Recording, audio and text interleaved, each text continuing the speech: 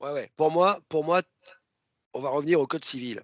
Qu'est-ce que c'est qu'une vente? C'est la rencontre d'une offre et d'une acceptation. C'est-à-dire qu'il faut que l'offre soit claire sur la chose et sur le prix. La chose, c'est les titres de votre société. Le prix, il est déterminé ou déterminable. Et une fois que votre offre est claire sur la chose, le prix et qu'il y a une acceptation en face, il y a une vente. Donc la vente, elle est parfaite. Ça, c'est le code civil, c'est-à-dire qu'il n'y a pas à peine de rédiger quoi que ce soit. Vous tapez dans la main, vous êtes d'accord sur la chose, sur le prix, la vente, elle est parfaite. Vous pouvez mettre en œuvre, en demeure le cédant de céder, l'acquéreur d'acquérir. Dans votre discussion, et plus le dossier sera gros, plus je comprends il puisse y avoir des nécessités de prendre du recul pour affiner l'offre de valorisation, etc.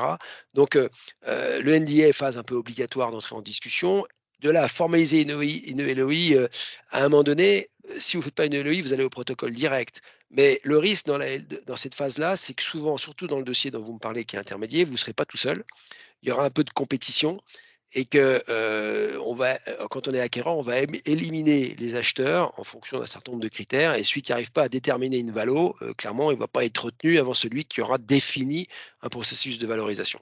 Donc moi, je pense que dans un dossier de small cap, autour de 5 millions d'euros, alors de 1 à 5, de 5 à 10, ça va dépendre un peu des profils et de votre capacité à financer. Néanmoins, dans ces dossiers-là, il faut quand même rapidement arriver à déterminer la valorisation de cette société pour pas vous faire perdre trop de temps et assez vite tendre la perche au vendeur. Puis voilà, moi je pense que votre société, elle peut être prise sur une enveloppe qui est de temps à temps en fonction d'un certain nombre de critères. Pour tout de suite voir si ça match ou si vous êtes hors sol par rapport à ce que lui veut.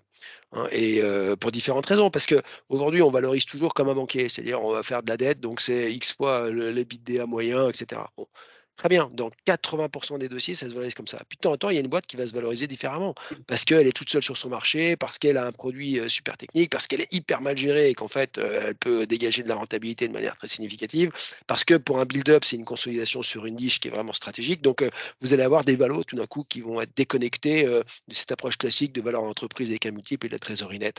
Donc, il faut être attentif à ça, parce que quand vous êtes plusieurs à être en concurrence, vous avez toujours l'offre alternative qui va sortir du lot, mais qui est faite par un fou. C'est-à-dire que soit vous avez celui qui est mort de faim et c'est le dernier dossier qu'il étudie, et après il a perdu ses droits au Pôle emploi et il n'en peut plus, il y a 18 mois qu'il est au chômage, il faut absolument qu'il acquiert et qu'il va survaloriser la boîte, quitte à être complètement planté après, ça arrive. Soit vous avez quelqu'un qui est plus riche que vous, ça arrive et vous avez quelqu'un qui arrive avec 1 million d'euros d'apport, celui qui a 200 000 euros d'apport, clairement, il y en a un qui va pouvoir faire une offre un peu plus quali avec le même endettement. Donc là, bah, vous avez toujours celui-là, même si c'est un peu idiot de mettre tant d'equity dans un dossier, mais après c'est le choix des uns et des autres. Donc il n'en reste pas moins que, je pense qu'il faut faire des offres équilibrées, conformes au marché. Il ne faut pas survaloriser des boîtes, il ne faut pas surpayer des boîtes, on en paye trop le prix après, c'est pas sain, et